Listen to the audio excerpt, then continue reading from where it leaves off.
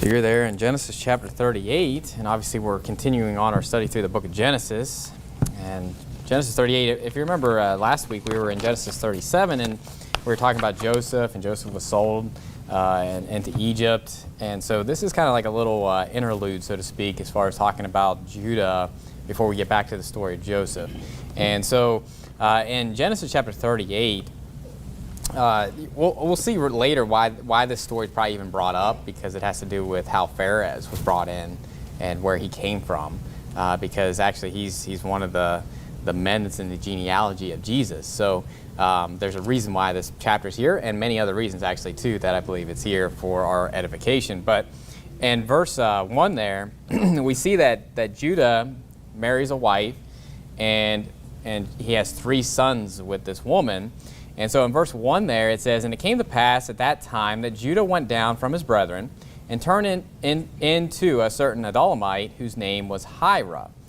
And Judah saw there a daughter of a certain Canaanite whose name was shew, and he took her and went in unto her. And she conceived and bare a son, and he called his name And she conceived again and bare a son, and she called his name Onan. And she yet again conceived and bare a son, and called his name Shelah. And he was at Kezib when she bare him." Now, first of all, actually, sometimes it's a little tricky on how the grammar works in the Bible, because when you first read this, when I first read this, or just was reading through this, I kind of automatically was going to the fact that Judah's wife's name was shew. But actually, shew is the Canaanite in which has the daughter in which he marries, because later on, you see in verse 12 there, it says, "In the process of time, the daughter of shew, Judah's wife, died." Okay, so we know that shew is actually the man, the Canaanite man, who has a daughter that he marries. And so the daughter, we don't really know what her name is. Okay, well, it doesn't tell us what her name is. It's not really important for genealogy purposes or whatever, but it's just a woman of Canaan. But anyway, that's just kind of a side note to just kind of see. Sometimes you got to be careful with how it says something, because sometimes the name is associated with a different pronoun than you think, because that shew goes with the certain Canaanite and not with the daughter. Okay, but anyway, he has 3 sons: Onan, and Shelah. Okay, and in this passage, we see first of all, God personally kills 2 people in this passage. And that's something interesting, because a lot of times we don't see that, like where God's just like striking someone dead. Okay, we see it with Nabal, where it makes it, where he dies and stuff like that. And there's other places, obviously, where God personally kills people. But this is a big deal. I mean, obviously, it says in verse 6 there, it says, "And Judah took a wife for his firstborn, whose name was Tamar. And Judah's firstborn, was wicked in the sight of the Lord, and the Lord slew him." So we see that he was obviously very wicked, and God just killed him. It doesn't really tell us how. It doesn't necessarily mean that he dropped dead, because sometimes he can slay people with other people, right? And when you talk about taking out some of the children of Israel, he basically said, "I'm going to bring the sword of the Chaldeans or whatever to slay them." So sometimes he'll use other people, but all that to say is that it was because God wanted him to die. God had him killed, and he was wicked. That's all we really know, is that he was a wicked person. But then Onan, it's interesting with this story, and this actually there's a couple things I want you to see here, because I haven't preached a whole sermon on this before, and this whole sermon isn't going to be about this. But my stance is that I'm not for birth control at all. Okay, meaning that I believe it's actually a sin to use birth control.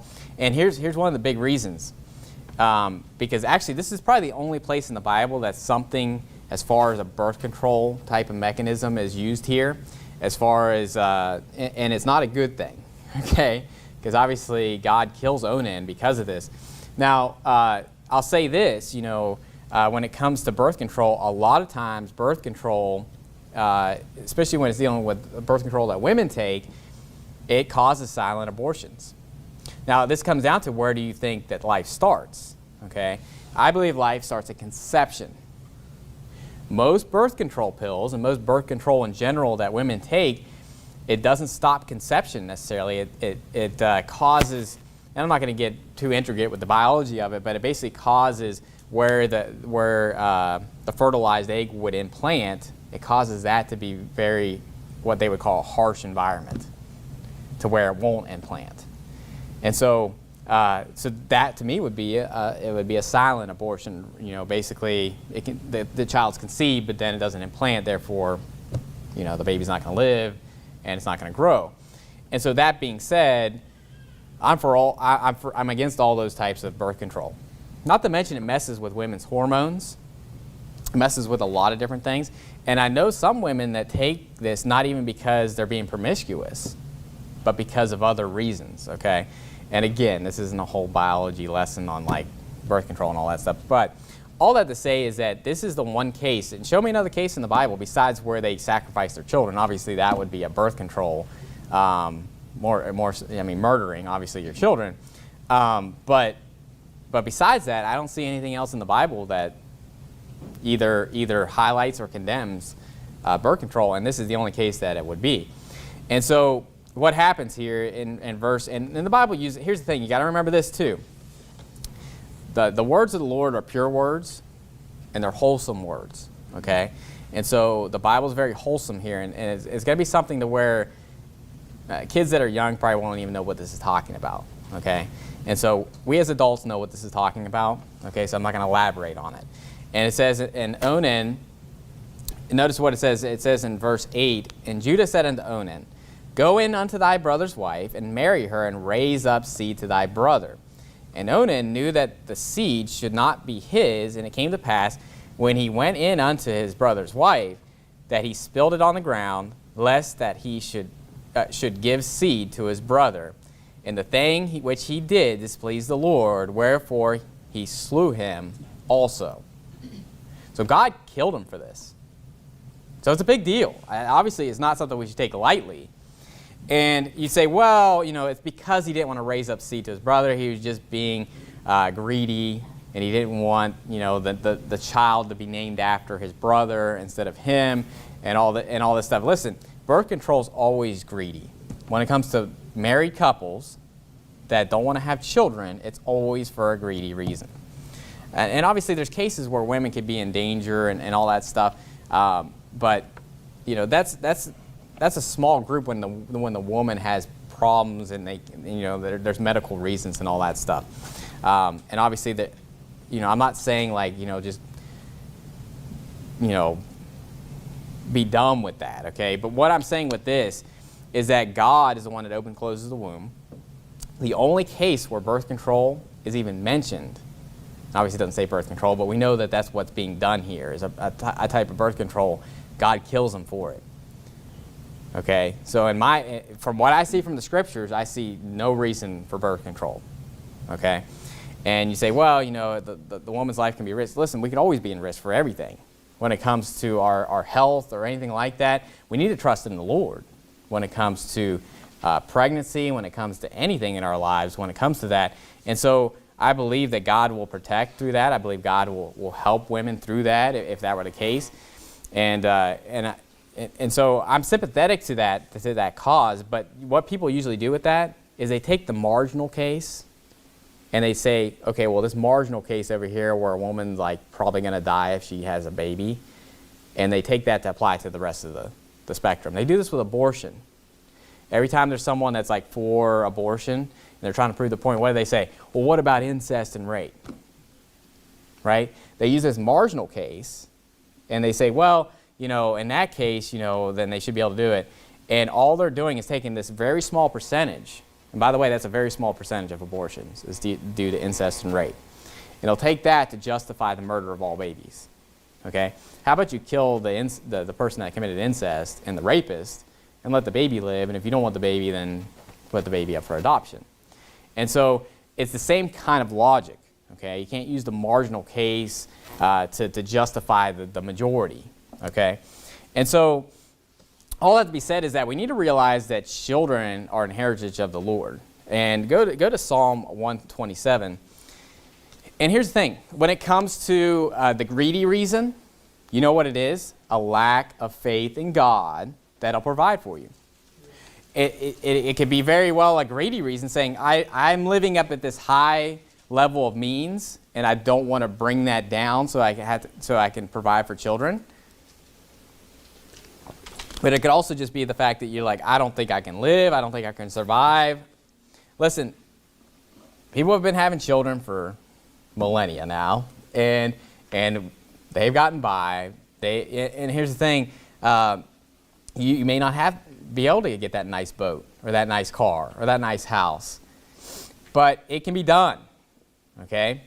And this church is living proof of that, okay, as far as having children and living under one income. And here's the thing, I'm not going to if someone comes in here and they're a couple and they're both working and they have children and they're in public school and all this stuff, I'm not going to condemn them and I'm not going to come down on them. But obviously the best case scenario is that the husband's providing, the wife is staying at home, taking care of the children, and they're having as many children as God will let them have. That is God's plan, okay? And birth control, I believe, is wrong across the board, okay? And you can hate me for that, but that's what I believe. And most of the time, birth control is used to be promiscuous. Let's just be honest. Most of the time, birth control is to be promiscuous when you're not married. After that, when you're married, it's just because you don't think you can handle children.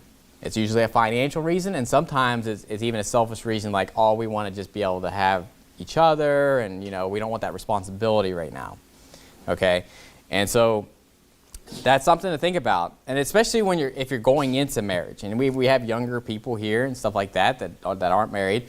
I'm not necessarily picking on you or anything like that, but all I'm saying is that you need to be thinking about this. If you're wanting to get married, you need to realize that what comes with marriage is children. And people need to think about this when they go into their finances, okay? When Holly and I got married, she was a clinical pharmacist, okay? And, her paycheck was a lot more than mine, to say the least, okay? And it's just because that's just the type of realm that it is when it comes to those professions. And obviously Holly, it was one of those things where she wanted to be a stay-at-home mom and all that, but she didn't know what, she can't.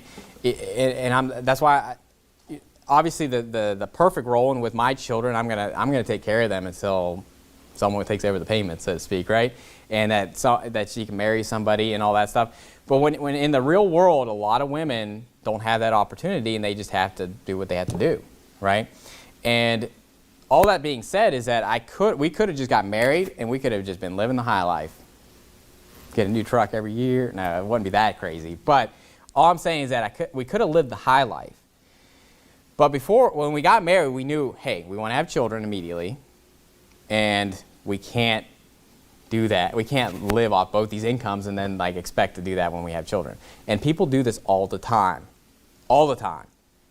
And they even know, they're like, hey, we want to have children soon. But then they'll buy this house that's ridiculous, okay? And it's a house that they don't need, they don't have to have, right? And it's this lavish, huge house, and it's based off both their incomes. And then they're 2 years later, we want to have children, and oh, I can't quit my job because we can't afford all this. Well, why didn't you think about that 2 years before? You know that a house loan is usually 30 years. Are you going to wait 30 years before you have children? Here's the thing, biology lesson, women don't have 30 years when it comes to, usually when you get married, you're not, there's a timeline as far as when women can have children. Obviously, Sarah's an exception to that rule, okay? Not many women are having children at 90, but all that to say is that you need to go into marriage having that plan of, hey, we want to have children, we don't want to have to send them off to daycare, and you go into it that way. So what do we do? All the bills that we had to pay was based off my income. And when Holly, and you could judge me if you want, as far as Holly working before we had children, but I'll say this: I don't want my wife to be idle. And you can have the stance as far, and she was working with all women too, so it's definitely different. It was a different circumstance. But here's the thing: we just paid off debt with hers, and then I took all mine. It was anything that we had when we bought our house, it was only based off what I could afford. If it was just me, So then when we had children, it was easy. We just cut it off. And it didn't matter. It worked. But you have to have that foresight, and you have to be thinking about that. And especially when you're going into marriage, you need to be thinking, okay, what do we want to do? How do we want this to be set up? And you have to go into it with that mindset instead of living for the moment. And you say, well, of course you got to look at that. I would say that too. But why is it that I see time after time after time where people, they're married for a couple years, and then they start having kids, and then all of a sudden they're like, oh man, I wish I could stay at home. I wish I didn't have to send my kids off to daycare. I wish I could do this. And then they can't do it. Now they could do it. Here's what you do. You sell your big house, you sell your nice car, and you downsize.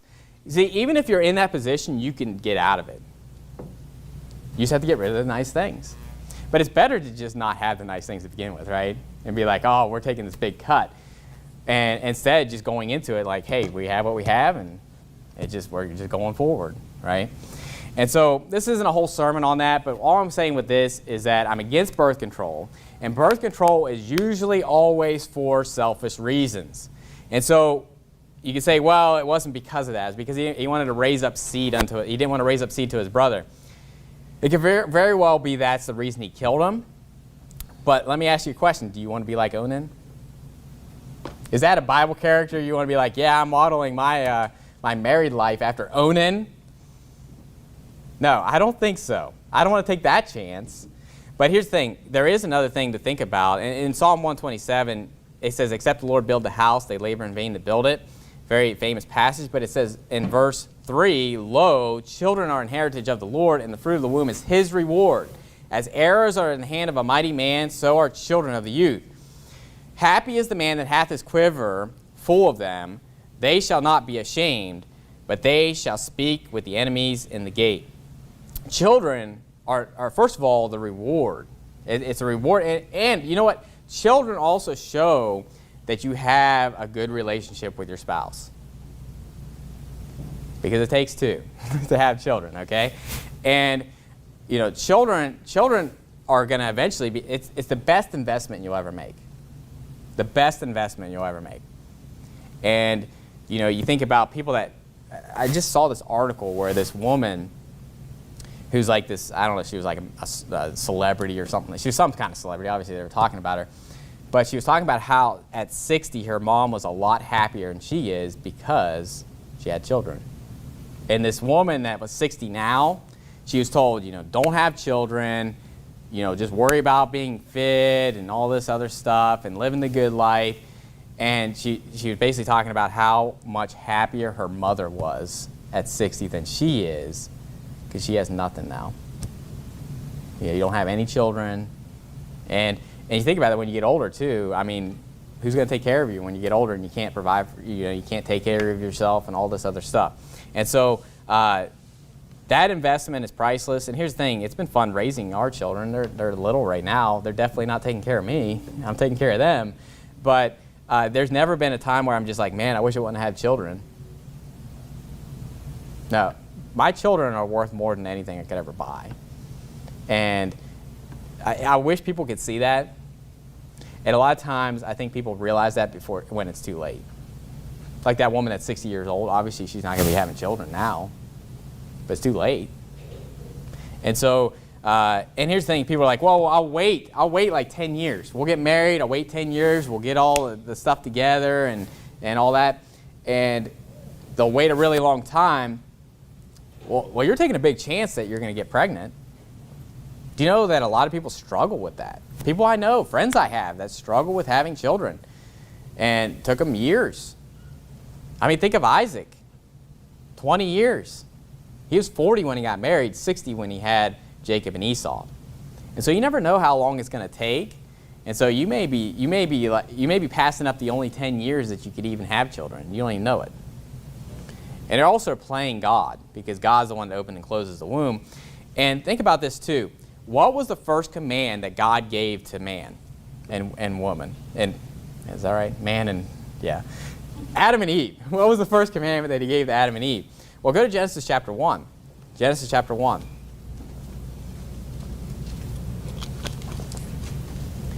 He gave it to Adam and Eve.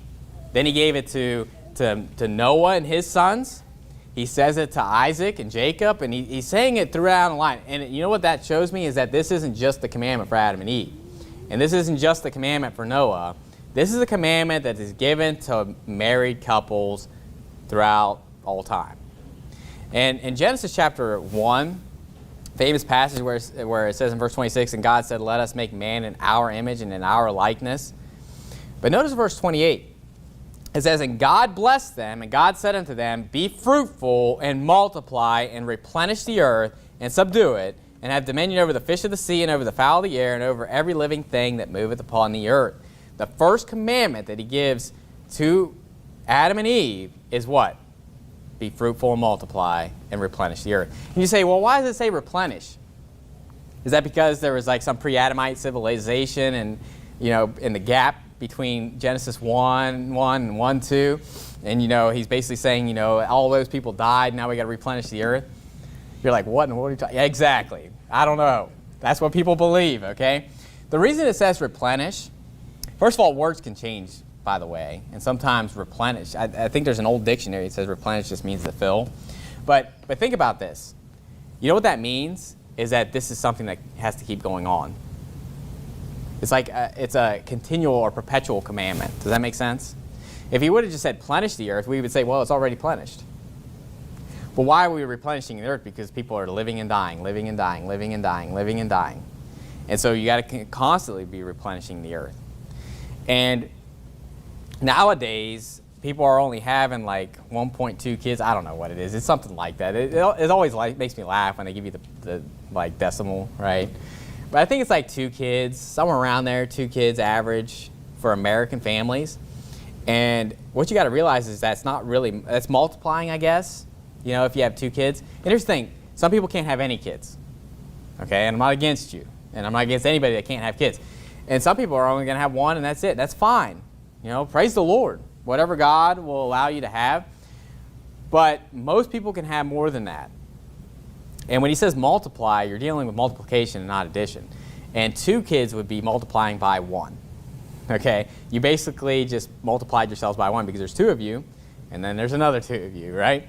And so we need to remember that this is a continual commandment. It's a perpetual commandment that God is constantly telling married people. It's saying, be fruitful, multiply, replenish the earth. And obviously, a spiritual aspect, Christians, bring forth other Christians, multiply, replenish the earth. And your children are going to be some of the best people. You want to talk about follow-up? You want to talk about discipleship?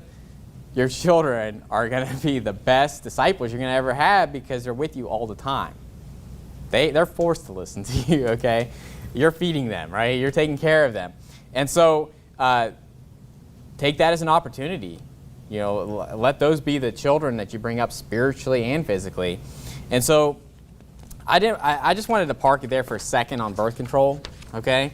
And just wanted you to know my stance. I don't think I have it in the statement of faith as far as like I'm against birth control. But one big reason why I'm against birth control, because a lot of times it causes silent abortions. And obviously I'm against abortion. But the second reason is because I believe God's the one that opens and closes the womb, and we need to put our trust in God, financially and physically and all aspects of that, okay? And so, but also, it does get into this aspect of where he's bringing up seed to his brother. So what is that talking about? Well, go to Deuteronomy chapter 25. Now, obviously, in Genesis 38, you're dealing with something that happened before Deuteronomy, right? We're dealing with before the law and all this stuff. But it does kind of show you that this idea of bringing up seed for your brother was before the law. It's kind of like the death penalty was before the law, and obviously moral law was before the law. Obviously, well, it's still moral law, right? But there's a lot of things that are pre-Moses' day kind of thing. And the law was really just kind of like establishing that for that covenant and with that nation. But Deuteronomy 25, this is where this comes from, or where we can see it laid out. It says in verse 5, so Deuteronomy 25 and verse 5, it says, if brethren dwell together, and one of them die, and have no children, the wife of the dead shall not marry without unto a stranger. Her husband's brother shall go in unto her, and take her to him to wife, and perform the duty of an husband's brother unto her. And it shall be that the firstborn which she beareth shall succeed in the name of his brother which is dead, that his name be not put out of Israel. And if the man like not to take his brother's wife, then let his brother's wife go up to the gate unto the elders, and say, my husband's brother refuseth to raise up unto his brother a name in Israel. He will not perform the duty of my husband's brother. Then the elders of his city shall call him, and speak unto him, and if he stand to it, and say, I like not to take her, then shall his brother's wife come unto him in the presence of the elders, and loose his shoe from off his foot, and spit in his face, and shall answer and say, so shall it be done unto that man that will not build up his brother's house. And his name shall be called in Israel the house of him that hath the shoe loosed. Now, that's a long name, right?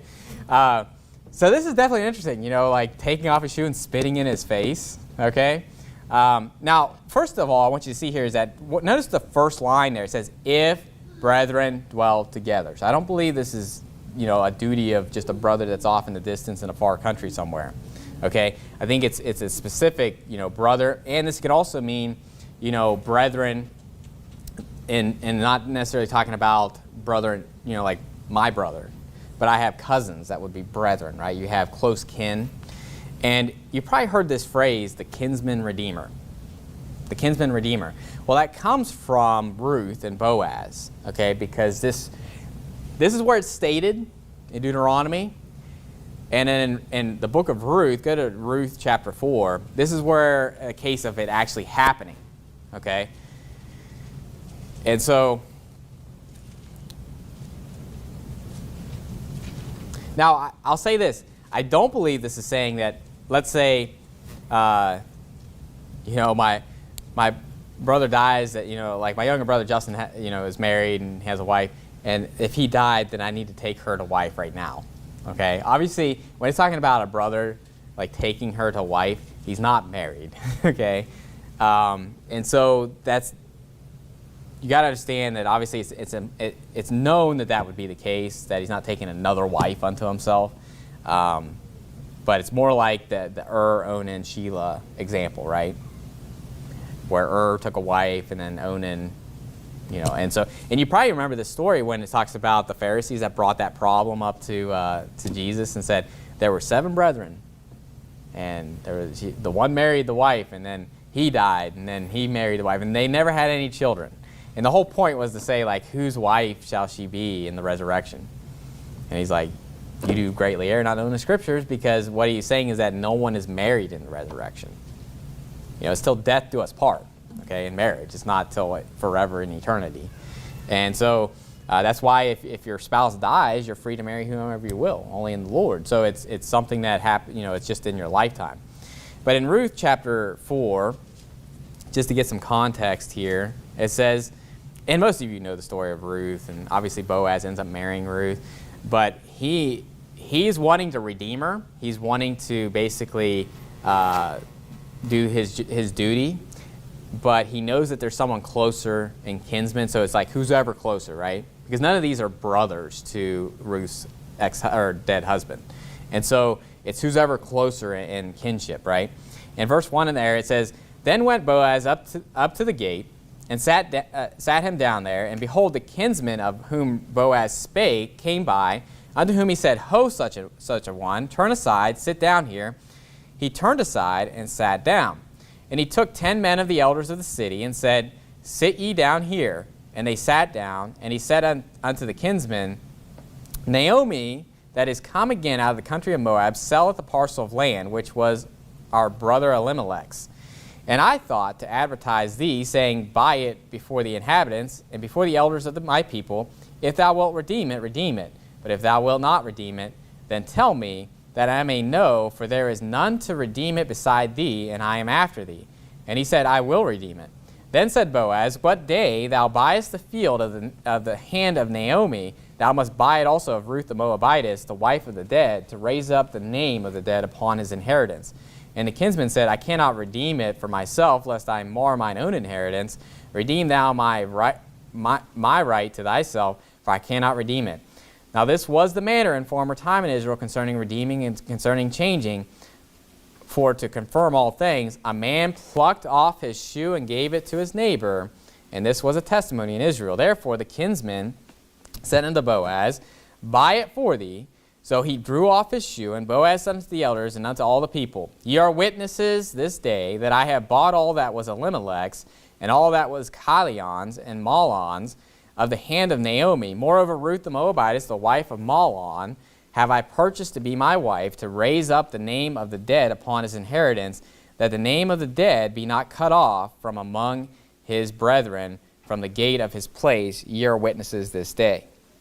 So we see that this is actually performed here. Now, he didn't spit in his face, okay, but Ruth wasn't there, right? So I guess she could have technically gone there and spit in his face and gone through the whole wall. Be like, it says in Deuteronomy 25, I get to spit in your face. No. But we see that obviously this is something that is biblical. It's something that God says this is the way it should be. And notice that Boaz is a righteous man here. Boaz is righteous to where he's basically the son, or if he has a son, then the son will take Mahlon's name. Now that's a big deal, that to have a son and say that's not going to be, it'd be kind of like if I had a son and it didn't take my surname, it took, like someone else's surname. Does that make sense? And so that'd be kind of a big deal, because I would take pride, obviously, in my children having my name, especially my son, because that son's going to take that name down the line, right? And so it's definitely a big deal to do, and obviously this other kinsman didn't want to do it. He didn't want to mar his own inheritance. He didn't want to have a child that wasn't going to be after him, right? And it says in verse 12 there, it's interesting because the end of this chapter really gets into Pharez. And it says, And let thy house, in verse 12, be like the house of Pharez, whom Tamar bare unto Judah, of the seed which the Lord shall give thee of this young woman. And so what's interesting about both these things is obviously Pharez is brought up and Tamar. But when you go to Matthew chapter 5, you don't necessarily have to turn there. But in Matthew chapter 5, he did the kinsman's redeemer, and he was bringing up his, the dead husband's name, but whose name was mentioned in the genealogy of Jesus. In Matthew 1:5, it says, And Salmon begat Boaz of Rechab, and Boaz begat Obed of Ruth, and Obed begat Jesse. Boaz's name is in that genealogy. Whether he performed the kinsman redeemer or not, God put his name in the genealogy of Jesus because he's the father of Obed. And so it didn't say Mahlon, the son of Mahlon or anything like that. So even though he did that, he still was written in the Bible forever as being the father of Obed. And so interesting, the kinsman redeemer thing. I'm not saying that we need to bring that back, as far as like a law that we do in the land here. But here's the thing, the law of the Lord is perfect, and there's a reason why that was there. And it's obviously, here's the thing, it's for, a lot of that is taking care of family, if you can. Obviously, it puts stipulations on that. It's not saying to do something wicked. It's not saying to commit adultery, to do this thing. But we get into the story right after this about Judah and Tamar. Okay, so Tamar, she married Ur. Ur was wicked, God killed him. Then Tamar was given to Onan. We went through that whole story about how he's pretty much greedy about his inheritance, and God killed him. Then there was another son, Shelah, but Shelah wasn't old enough yet. Notice in verse 11. So you're in Genesis 38 and verse 11. Then said Judah to Tamar his daughter-in-law, Remain a widow at thy father's house till Shelah my son be grown. For he said, Lest peradventure he die also, as his brethren did. And Tamar went and dwelt in her father's house. So basically, Shelah must not have been old enough, or he must have been like, maybe he could have been like a teenager or whatever. And so he basically saying you need to wait until he's older, okay? And so, but what we'll see here is that he doesn't end up giving her to Shelah. And one of the big reasons I believe that is it says, Lest peradventure he die also. So he's really afraid that his last son's going to die. And so I think he may be looking at it like maybe it's Tamar's fault, right? Because you can imagine, it doesn't necessarily say that God told him why he killed her or why he killed Onan, right? And so maybe he knew. I don't know. But let's say, just thinking about it, maybe he didn't know. He just, Tamar marries he dies. Tamar marries Onan, he dies. And so he's probably thinking like Sheila is like a dead man walking if he marries her. And so that's what gets into this story of why Tamar does what she does. And obviously it's wrong what she does. But the reason why she does what she does with Judah is because he didn't give her to wife to Sheila. But first of all, we'll see that Judah's wife dies. And so in verse 12 there, it says, and in process of time, the daughter of shew, Judah's wife, died, and Judah was comforted and went up unto his sheep shearers to Timnath, he and his friend Hira the Adullamite. So this Hira must have been his best bro, because he's always hanging out with Hira. But so what we get into this next story, and we already read it obviously, is where Tamar takes off her widow garments and she goes and basically acts like she's a harlot and pulls in Judah. Okay, and notice there in verse 13 it says, and it was told Tamar, saying, behold, thy father-in-law goeth up to Timnath to shear his sheep. And she put her widow's garments off from her, and covered her with a veil, and wrapped herself, and sat in an open place, which is by the way to Timnath, for she saw that Sheila was grown, and she was not given unto him to wife. So obviously, why is she doing this? Because he's grown up, and he's not doing what he said he would do. And in verse 15 it says, when Judah saw her, he thought her to be an harlot, because she had covered her face. Now this is really interesting. She puts a veil on her face and covers and wraps herself. And you know what Judah says? She looks like a harlot. Now that's very interesting to me, because what religion makes their women cover their face and cover their whole body? Islam. And they're always like, oh, we're we don't want you to, we can't even see your eyes, like don't even look at their eyes. It's craziness, okay? But it's funny because the Bible actually says that that's the attire of a harlot. And that he thought she was a harlot because she put a veil over her face. And so isn't it funny how like these religions get things completely backwards, right? And by the way, the Bible does not teach that women need to cover their heads with any kind of veil or cover their body. I mean, obviously we need to cover our nakedness, right? We need to be in modest apparel. But people will take 1 Corinthians 11, but it ends and caps it all off and saying, her hair is given her for a covering. So when it's talking about women covering their head, it's talking about having long hair. And it's basically saying if you don't have long hair, then you need to cover your head, right? And with men, it's talking about the fact of having short hair. And it's a shame for a man to have long hair. It's not talking about a hat, okay? It's not talking about a bonnet. Because men, the priests had to wear bonnets in the Old Testament. So they clearly can't be talking about that. And so this isn't a whole sermon on like long hair, short hair. But all that to say is that it's interesting that when she wore a veil over her face, Judah's like, that's a harlot. And that's supposedly the whole reason why the Muslims make their women basically, what is that, burqa, or what do they call those things? I don't want to say Birkenstocks because that's not what that is, right? There's all these women's like clothing that I'm thinking of that I have no idea what it is. It's like when I say shawl, I'm not really sure what that is.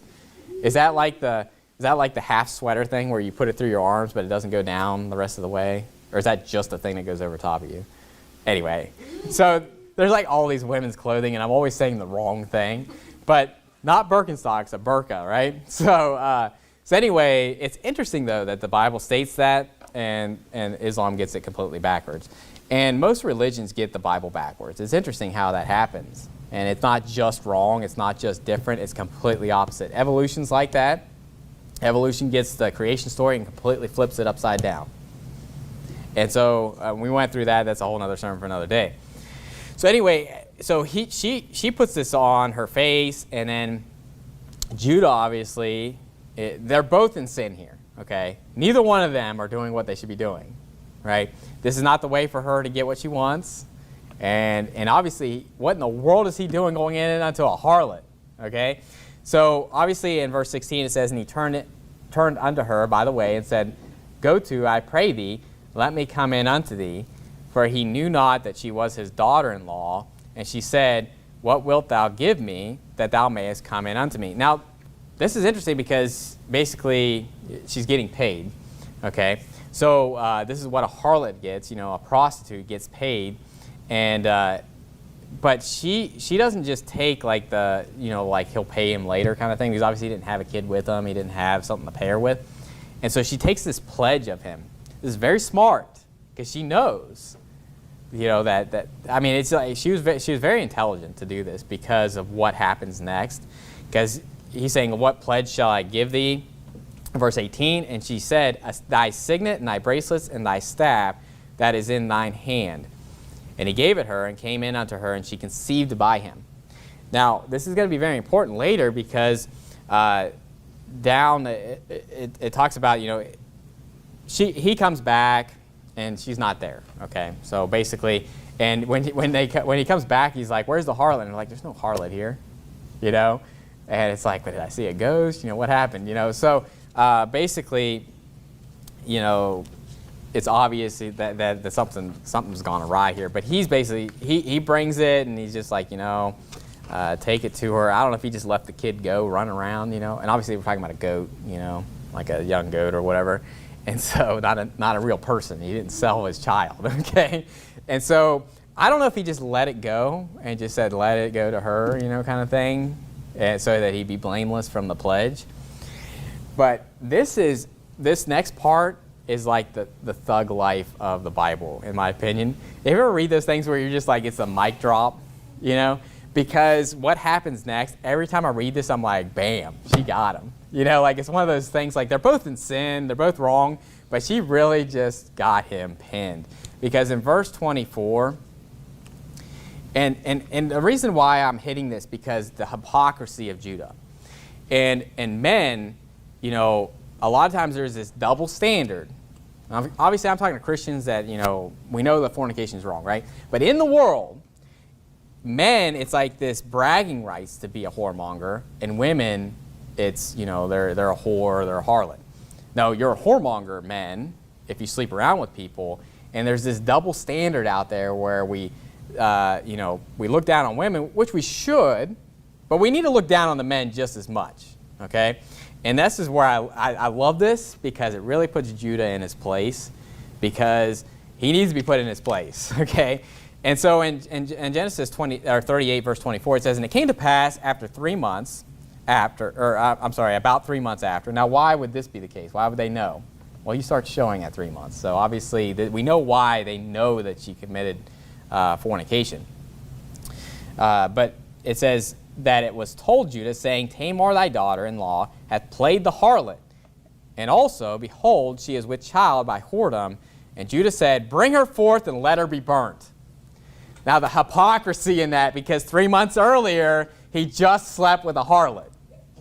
And so I'm reading this like, what are you thinking? Like the hypocrisy in what he wants to do here and the judgment he's trying to cast on her.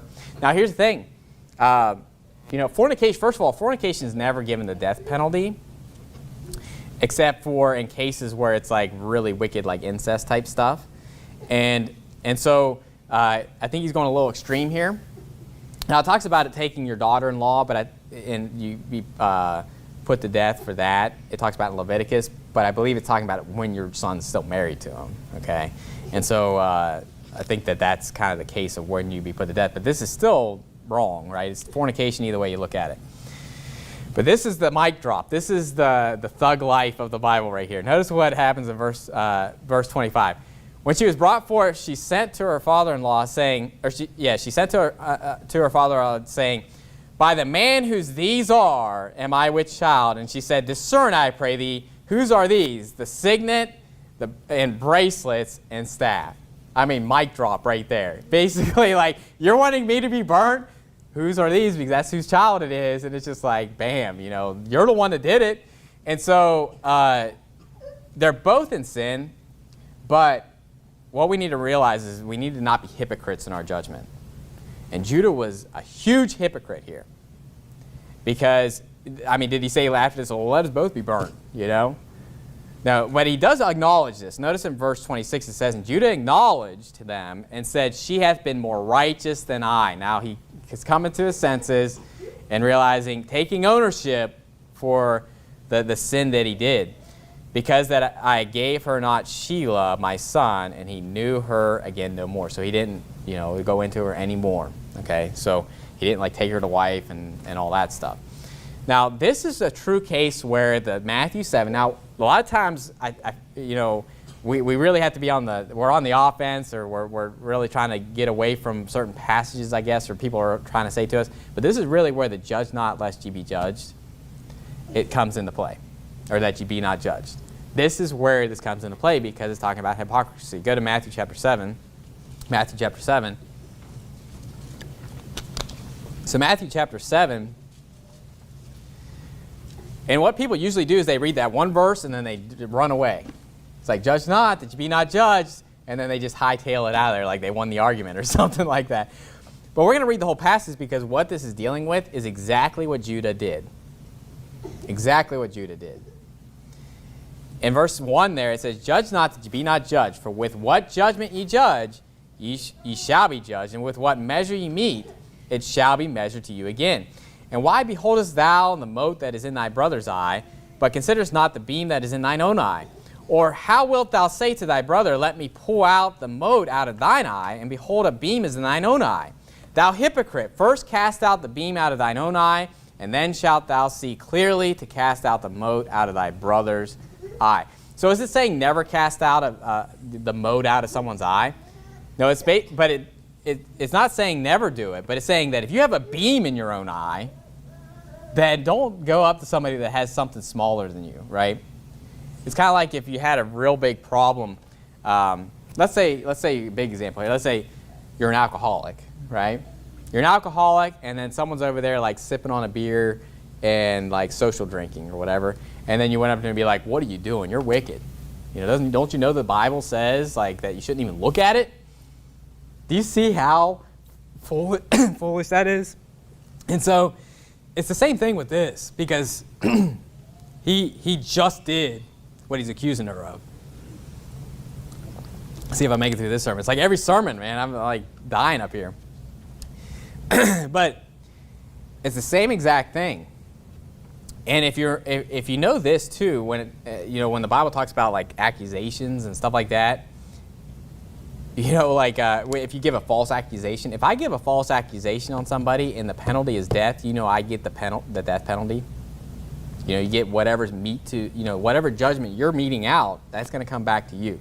That's what this is stating, right? Even though let's say someone was on trial for murder, and I went up to him and said, I saw him do it. And then it turns out I was a false witness. They did this with Jesus, by the way, because they gave all these false accusations and the penalty was death. And if I was found out to be a false witness, my judgment is whatever his judgment would have been. And so that's what it's talking about. It's like whatever judgment you're giving, it's going to be meted to you as well. Okay? And so don't be a hypocrite in judgment. That doesn't mean that we can never judge. Okay?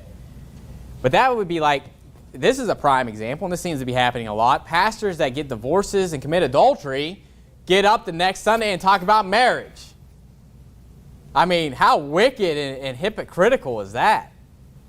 That Greg Locke or whatever his name is, has an affair with his secretary and, gets a divorce and then he's going to get up and preach about marriage? I mean, talk about the most hypocrisy that I could even imagine. So let us not be hypocrites.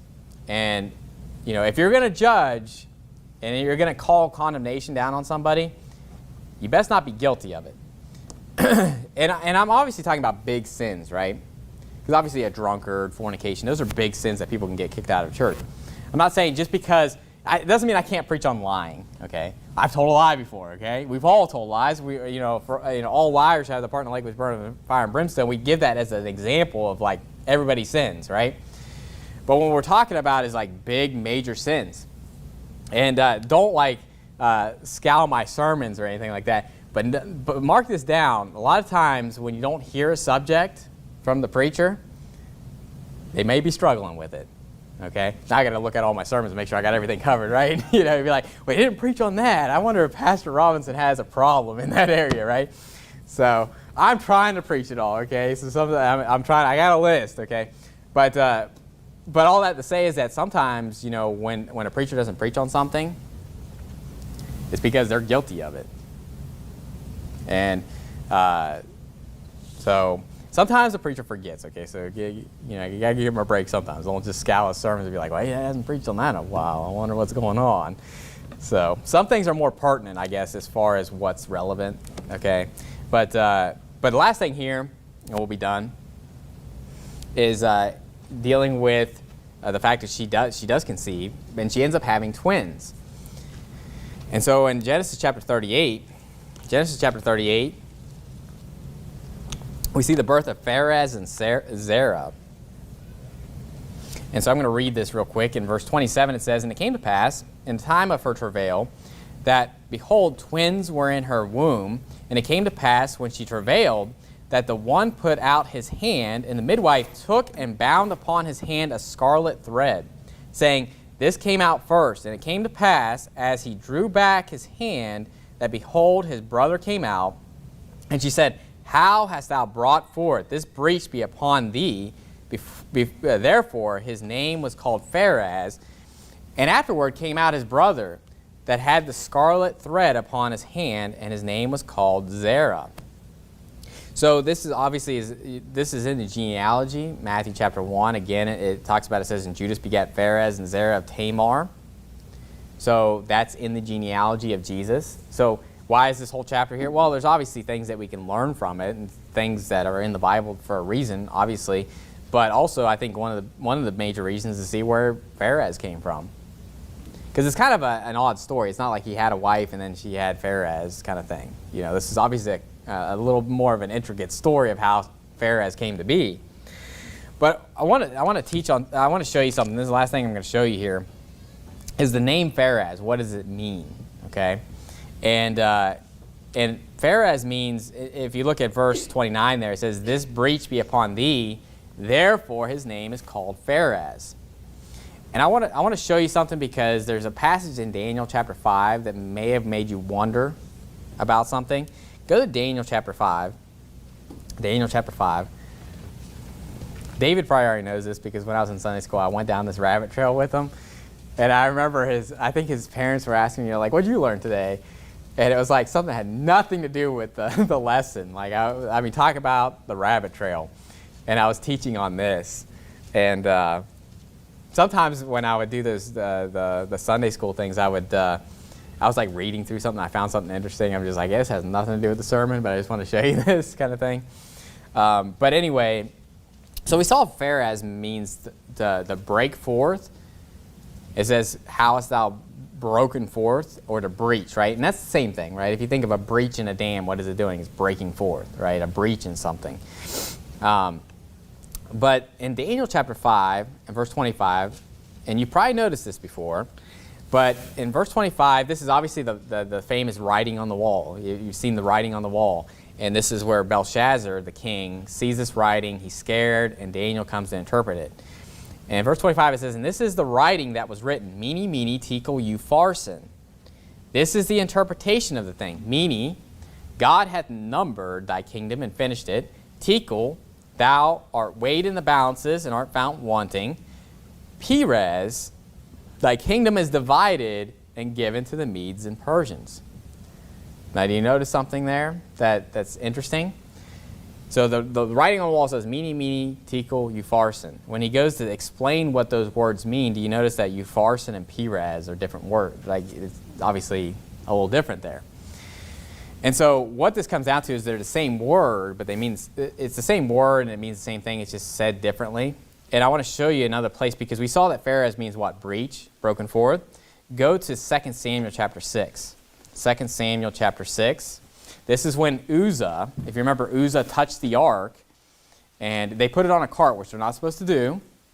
And so they're taking the Ark of the Covenant back, and David was going to take it back into Jerusalem. Uzzah touches the ark because it shook, and we're going to see this, and we're going to see what Perez means. And verse 6 there, 2 Samuel chapter 6, it says, "And when they came to Nachon's threshing floor, Uzzah put forth his hand to the ark of God and took hold of it, for the oxen shook it. And the anger of the Lord was kindled against Uzzah, and God smote him there for his error. And there he died by the ark of God. And David was displeased because the Lord had made a breach upon Uzzah, and he called the name of the place Perez Uzzah to this day. So what is the word Perez Uzzah? You can see, well, Uzzah is in the name, and Perez is in the name, right? So the Uzzah is the person, Perez, and what does it say? You made a breach upon Uzzah. So what's Perez mean? A breach. So Pharez means breach. Uzzah means breach. So you can see in the word upharsin, what do you see? The word Pharez in it. And then Perez, obviously, is Perez, which means a breach. So it's a different way of saying the same word. Now, you say, well, that's weird. Why would it do that?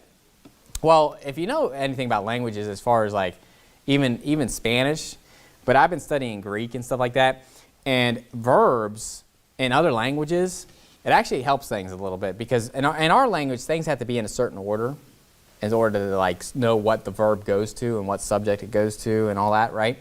Well, in other languages, the verb has different ways of spelling and pronunciation based off of what it's associated with, okay?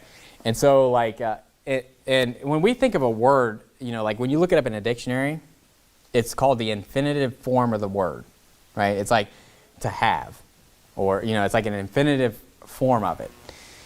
Other languages sometimes, like Greek, instead of using the infinitive verb, if you looked up the words that you're looking at in a dictionary, it would have the personal, you know, verb that went with it, okay?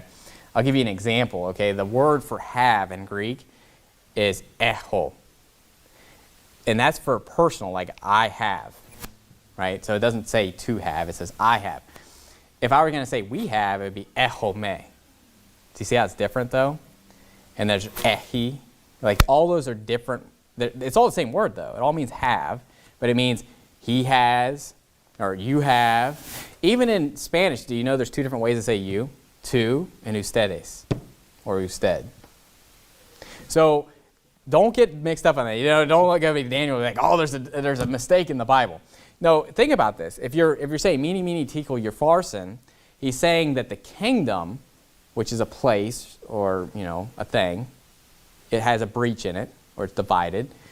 And then he's just explaining. It'd be kind of like if I put down the definitive term or infinitive term of the word, and he's explaining what that means, right? So you can look at it like these are like the infinitive forms of the word, and Perez is like that, okay?